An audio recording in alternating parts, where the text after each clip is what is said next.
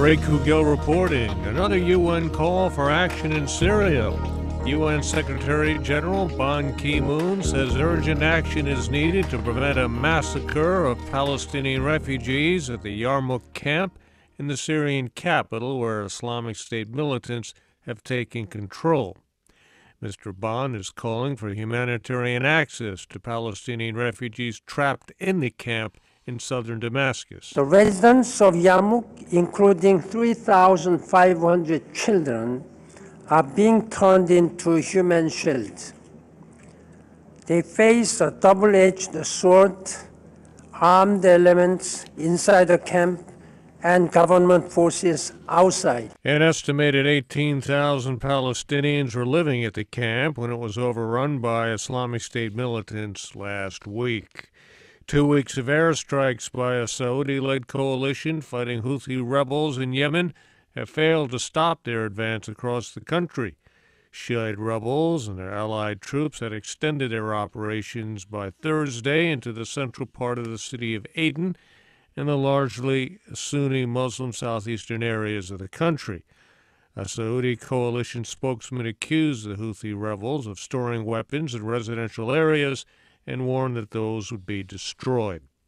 Somalia's government is placing bounties on the heads of 11 al-Shabaab leaders, including the militant group's top leader and the alleged mastermind of last week's massacre in Kenya.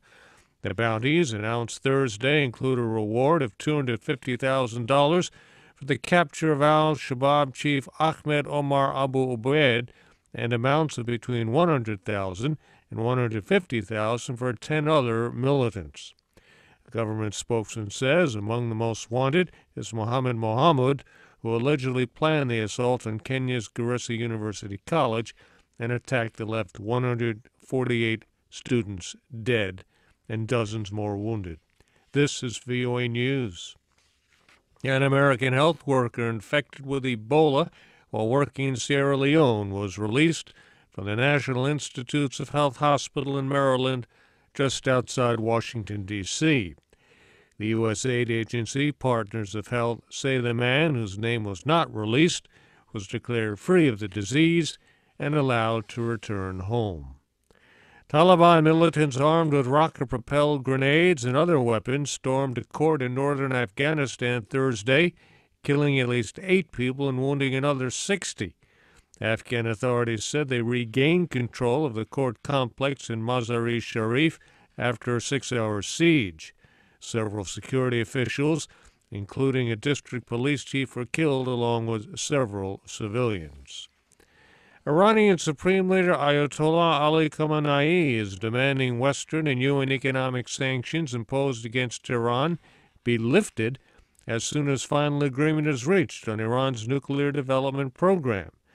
In a speech on Iranian television, the cleric stressed a framework agreement with the West is no guarantee a final deal will be reached to restrain Tehran's nuclear program in exchange for lifting the international sanctions.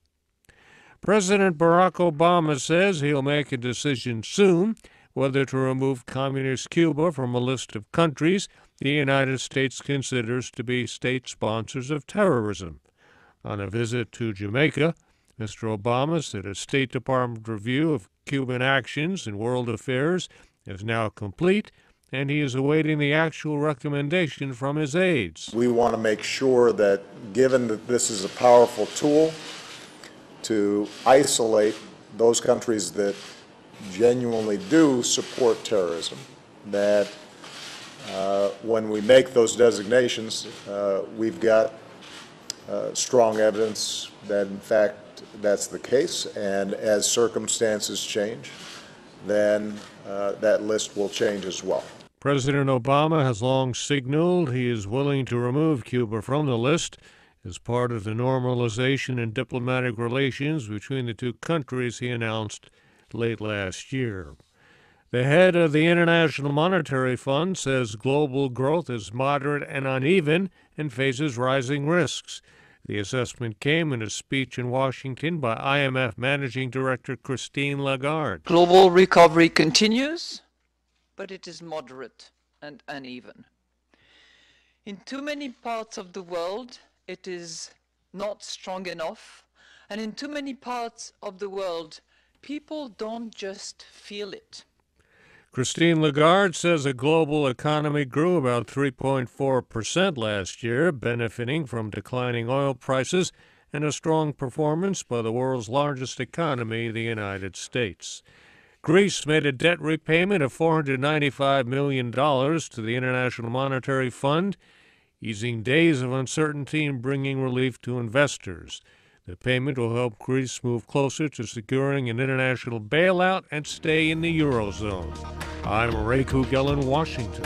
That's the latest world news from VOA.